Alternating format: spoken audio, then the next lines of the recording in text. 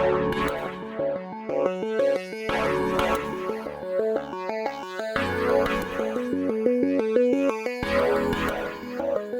evening, everybody. I see some familiar faces. I think this is my third time presenting at the Shares event, so welcome everybody. I wasn't going to talk about the election, but that's clearly been ruled offside, so I won't crack any election jokes for fear of getting thrown out. So welcome to the talk about IMPAX Asset Management. IMPAX is a firm that I started in 1998, so 21 years ago, and I own 7% of the business. I have never sold any shares at any material amounts. And together with my management team, we own 30% of the business. So what IMPAX Asset Management represents is an opportunity to invest alongside management in a high potential business, which is right at the forefront of the future of investment management, which I'd like to describe to you tonight. So investment management is increasingly competitive, and it's very important that investment managers have a differentiated idea. And for us, our differentiated idea is that over the next 5 to 10 years, there will be significant dislocations in the economy, money to be made and money to be lost by investors who are aware of or not aware of the transition to a more sustainable global economy. Now, what do I mean by that? Well, essentially, if you imagine that the planet today has about 7.6 billion people on it, by the middle of the century, we're expected to get towards 9 billion, and by the end of the century, potentially up to 11 billion. Those numbers, of course, are subject to a high degree of uncertainty. But what we do know is that wealth standards and demands for higher standards of living are rising around the world. More and more people consuming more and more resources, putting more and more pressure on air quality, on water quality, on land, on natural resources, including minerals. And those pressures are leading to huge business opportunities for efficiency, from conventional products and services around, say, insulation material or efficient lighting, or systems that will reduce the consumption of water, so water conservation. They're also providing great marketplaces for new materials and for new business models based on breakthroughs. For example, the significant drop in the cost of solar panels is leading to great unsubsidized markets for solar energy around the world. So what IMPAX has been specialist in for over 20 years is understanding market dynamics in this transition to a more sustainable economy. Where are growth rates highest? Where are companies positioned with great technologies ahead of regulatory change in a positive direction? And how is this playing out across the globe? So can we see evidence of mispricing due to these fundamentals and or relative mispricing due to inefficiencies in markets in different parts of the planet? I haven't used the words values or ethics or in any way implied that what IMPAX is trying to do is change the world, because we're not. We're trying to make money from investing in portfolios of companies that have got fantastic business models in this transition. Now, it just so happens that what we do is resonant, attractive, if you like, to many ethical investors, be they church pension funds, families who've got particularly strong ethical views about how their money is managed. And so as we prospect for business around the world, then we do appeal to ethical investors without requiring ourselves to be constrained by any particular set of ethics. And I'll explain a little bit more about that as we go on. But please sort of hold in your heads this idea that IMPAX as an investment manager is differentiated by this concept of where the economy is heading, dislocations, and pricing anomalies. So we've actually just reported last week our financial results for our year ending 30th of September 2019. So at the end of September, we had 15.1 billion pounds under management. That's grown in the first 2 months of our current financial year to 15.7 billion pounds, and of that 0.6 billion pounds, 500 million, 0.5 has come from new money. And what that basically means is that we are continuing a very strong trajectory of growth through attracting new client assets. On top of that, new client asset-driven growth is, of course, market growth, which in the last decade or so has generally been pretty positive. But we've had a multiplier effect on market expansion through attraction of a significant amount of new money. Our business today splits out into different components, as shown in the donut. So 3/4 of the money we manage is in what we call thematic equities, which in simple terms is listed portfolios of listed companies that are solving environmental problems. So we have a water fund, we have a sustainable food fund, we have a global fund which is investing in small cap companies in the environmental space.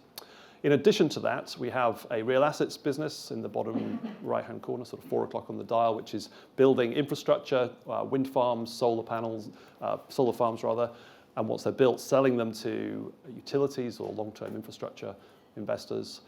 We have a very successful global equities business, which we call Global Opportunities, which is at the heart of the St. James's Place Sustainable and Responsible Investment Fund, and has seen nearly a doubling of assets in the 12 months that it's been on the St. James's Place platform.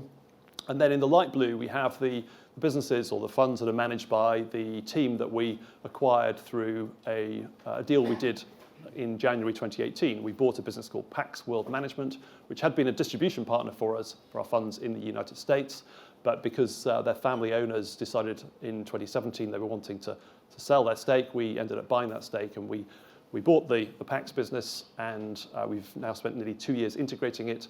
And what we've done through that, as I'll explain a little bit more detail as we go along, is we've acquired some more investment management capabilities, particularly around fixed income and passive investing. And we've acquired control over a very powerful distribution structure through to the retail space in the United States.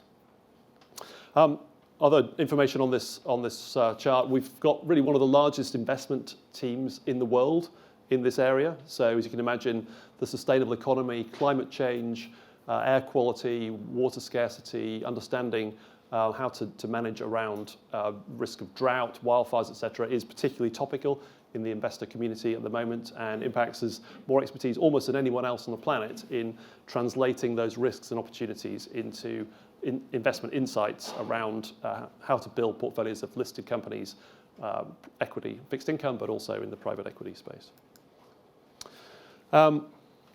I think I've covered most of these comments already, but I think it is quite extraordinary in the last 4 or 5 years just how much the demand for our services has picked up. And it's not just Impax, which is benefiting, of course. It's hard to read any publication by an investment manager today that does not include the phrase ESG or sustainability or impact investing. And every portfolio specialist or investment guru seems to have views on those topics. And of course, Impax is able to say quite powerfully that we have been doing nothing else but working in that area for more than 20 years. This slide, as I said last time I was here, is my sort of the history of my life and the story of my life in the last 20 years. We started off with a $25 million mandate from the World Bank to run one of the world's first funds investing in renewable energy. It was a solar energy fund, so £15 million in 1998. We started a listed equity business in 1999. And of course, we've had a couple of significant financial shocks in our 20-year history, not only the financial crisis of 07-08, but also earlier the very significant downdraft of the tech bubble bursting in 2001. And through that time period, of course, we have had to stick to our guns. We've been fortunate or careful, shall I say, in making sure that our investors are aware of the fact that you need to take a sort of 3 to 5 year view of investing in this space. There's quite a lot of tracking error, quite a lot of sort of differentiation versus the main market, and therefore the funds don't outperform in every period of time. And because of that sort of careful positioning, we've really suffered very little in the way of outflows through either of those two financial crises. And actually, if you looked at this bar chart and asked what had been going on in the market, you wouldn't think there had been any financial crisis. Now, it's just the sort of the serendipity of the fact that our year end falls outside one of the big drawdowns before things bounce again. But you can see here very, very strong growth, and that's led to our share price. I think it's tripled in the last 2.5 years or so. So one of the challenges of investment management at let's call it medium-sized scale is sales.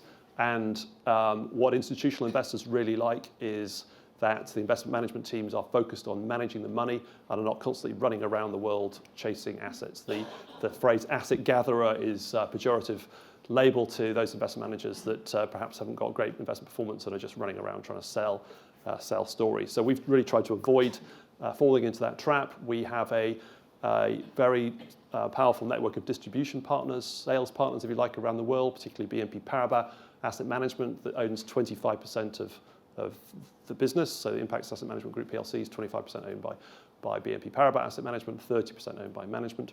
And so they're selling for us in continental Europe, in Australia, in Japan, and in Canada. We have our own sales teams in the UK and the US. I think I made this point before. This is a very strong alignment of interest, if you like, between management, a powerful distribution partner, and you all, some of you in the room who own shares, and of course, there are a number of small cap managers who are on the register, including BlackRock, smaller companies funds, for example. I think it's interesting if you take a, let's say, 5 to 10 year view of the investment management industry, that there's definitely a split going on. There is a huge amount of talk, understandably, about passive investing. Many investors benefit from having very low-cost tracker funds that really just follow the market, and there's a huge amount of money going into that area at the moment, particularly in listed equities. Where there is significant space and opportunity is the other side of the barbell in boutiques, in differentiated investment managers that have got unique or highly differentiated ideas. As I explained at the outset, Impax fits perfectly into that area with a compelling thesis with that sort of 5 to 10 year view and a very strong competitive advantage versus anyone else that's doing that. The middle ground is really difficult at the moment. So if you've got somewhere between, say, 100 billion and let's say $700 billion under management, and you're trying to compete in all asset classes, you're really getting squeezed by the passive houses at $1 trillion or more. And also boutiques like Impax are sort of nibbling at your heels. So in that sense, Impax has got a very strong structural position in the market. I could spend most of the next 9 minutes, which is all I've got left, talking about our investment thesis. I think the idea that there is a resource crunch in many areas, there is an environmental quality problem, and those problems are being solved by innovative companies is not now a new idea. What is challenging is working out what the drivers of growth and market demand are, and where can profitable growth come from. And so this is a challenging question where one needs to understand where is policy heading, where are marketplaces for water, for new materials to, for example, replace plastics. What's going to happen to climate change policy? Is that going to really accelerate the growth of electric vehicles, or are we going to end up in some kind of muddle for 10 to 15 years as infrastructure does not emerge for electric vehicle charging? How much demand will there be from consumers for flexitarian diets or organic food? These are the sort of things that our investment teams wrestle with every day. With approximately 7% of the stock market is linked or is populated by companies that are in this space, and that 7% is growing as a percentage of the total market, as well as growing in absolute terms, given the general rise of the equity markets. There are plenty of opportunities for us to be looking forward to. So 5 years ago, if I'd been here, we'd simply be talking about water, energy, food, and materials. Today, in our global opportunity strategy, we're also investing in the financial sector, pension plans and savings products in emerging markets, and in the healthcare space through, for example, solutions to lifestyle-type diseases like diabetes. I think the slides will be available afterwards. They're certainly available on our website to institutional investors or those that put in institutional investor when they sign in. But our investment performance, which is summarized rather unhelpfully here in too many numbers, is pretty compelling. If you look at the bottom row, you can see the MSCI All Country World Index, which is a representative of the opportunity cost for most investors. They take money out of sort of generic funds or an index tracker, and they're potentially investing it in an Impax fund. So over 1, 3, and 5 years, our funds are generally speaking beating the market quite nicely. Global Opportunities is a standout success. This is the St. James's Place Sustainable and Responsible Investment Fund, for example, but it's also available in Denmark and in the United States at the moment. So we've seen a very rapid growth of that. It's beating the market very handsomely. For those who are values-driven investors, that we get a lot of questions about what the impact is of Impax managed funds. And so for the last 5 years, we've been producing an annual environmental impact report, which takes data from the companies that we're investing in and puts out a hopefully easily digestible summary of what the impact is around sort of water conservation, materials use. And this chart's quite nice because what it shows is on the left-hand side in the two orange bars, a quick summary of, or a simple summary of where the world needs to go in terms of emissions intensity, carbon dioxide emissions intensity, from today's economy on the far left to a sort of global warming reducing economy in the middle. So we need to halve emissions intensity, and Impax's small cap fund is very well placed as a sort of net negative carbon footprint. So that sort of data, which of course I don't have time to go into now, is adding quite a lot to our institutional story, and is also quite interesting to those retail investors that are particularly concerned about these issues. 2019 highlights, I think for those of you that have read our results, this is fairly well rehearsed now, but £1.4 billion of new money on a net basis in 12 months, and then another £0.5 billion in 2 months. So the run rate has picked up. We have had maintained quite a strong oversight of our IPAX acquisition, and I'm pleased to say that we've had no staff departures, we have no client departures. We've achieved a pretty much fully integrated, scalable platform, and we're starting to cross-sell quite successfully from the PAX platform into London, and from the London managed strategies into the US retail channel. Financial highlights, again, a bit too much to digest from one slide, but I think it's our operating margin it's in the sort of mid-20s. We think that can grow considerably as we achieve efficiencies with PAX, and we bring in a lot more money to be managed on effectively the same platform. So we'd like to see operating margins head north of 30% over the next few years. And we're also very pleased that our dividend has gone up quite considerably, and we've also just announced a new dividend policy. So we've moved from a progressive dividend policy to a policy of paying out between 55 and 80% of adjusted profit after tax. And I think that's in line with sort of best practice, if you like, in the mid-sized investment manager peer group. So we've ramped up dividends quite considerably this year, and I think we'd expect that to ramp further as we sort of get within that band that we've just declared. So yeah, this is a dividend story. Last year we paid out a special dividend, which we will be doing from time to time if we get one-off events like a payout from our private equity fund's carried interest. Investing in growth is important. So this is an incredibly heavily regulated sector, and we have been investing in our risk management and compliance departments and creating a global compliance and risk platform over the last 2 years. That becomes an absolute requirement, necessity for any institutional account these days. We've been adding to our sales and client service team, and we've been adding to our back and middle office to process more trades. Where we haven't needed to invest significantly, because we're pretty much at scale, is in the investment management side. So if you put all that together, we're able to plan over the next sort of 5 to 10 years for a moderate increase in costs to support a much greater increase in revenue. So that's where the increased operating margin, we believe, will come from.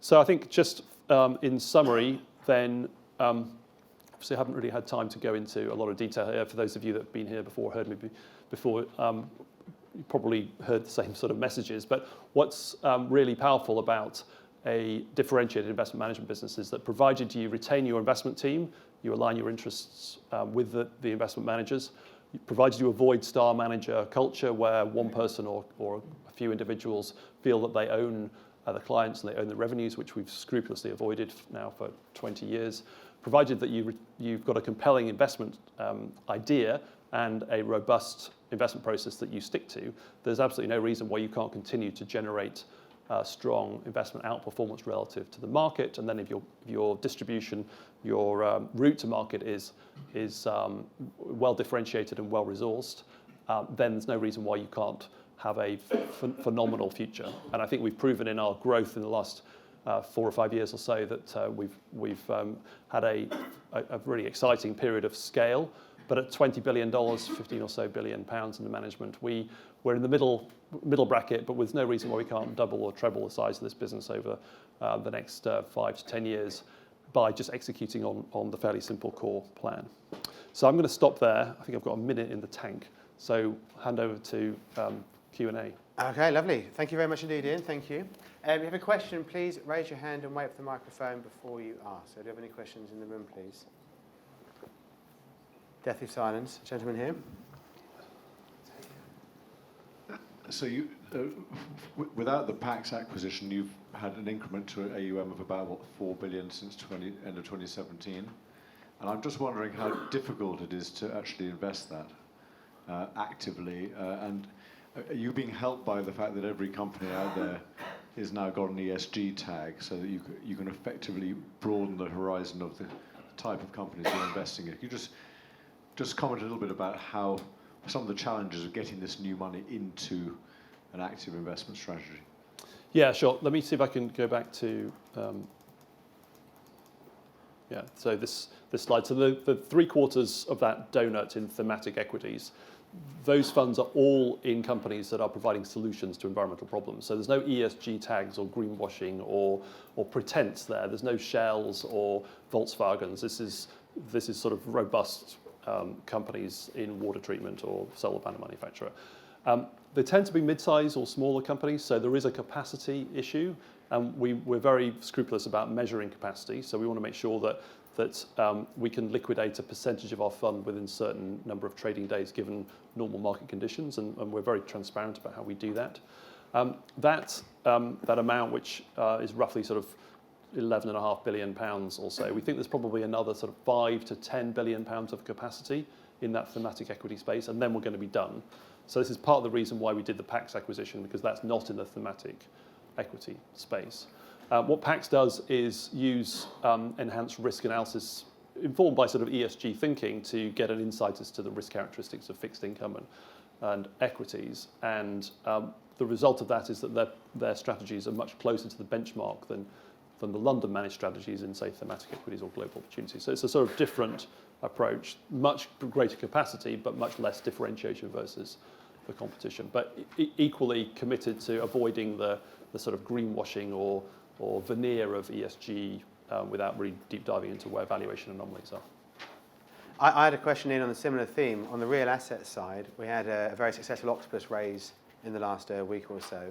And it would appear there's great investor appetite for those sorts of investment opportunities. But again, are there the opportunities to invest the money, the real assets to build more solar plants or to have other opportunities at a same profitability, if that makes sense as a question? Yeah, I think that in Europe, European Union is now committed to decarbonising its power sector by the 2030s. The UK is actually going to be decarbonising at about the same time, whether we're in the European Union or not. So we've got a 10 to 15 year roadmap of massive investment required to build new assets, something like 300 to 500 billion euros in that time frame, just in equity and in power. So there's plenty of opportunity to build new assets.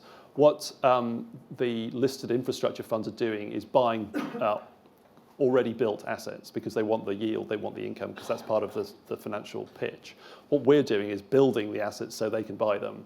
Now, the dynamics are such that there's a huge amount of money chasing built assets. It's not just the octopuses of the world, but it's utilities, it's pension funds, insurance companies from the continent that are facing negative interest rates and would love to have wind farms pumping out 5%, 6%, 7%, and they're looking for those assets. We are feeding the beast by building the assets, which is difficult. You need to develop them, you need to manage construction, but we've been doing that now for 15 years pretty successfully. And you can make great money from doing it. Where do you do most of your building? Is it across Europe or? Yeah, so that private equity fund is invested just in Europe and France, Germany, Ireland, more recently Norway. We just we're actually building the largest solar farm in the Netherlands, and we've just committed to some opportunities in Spain as well.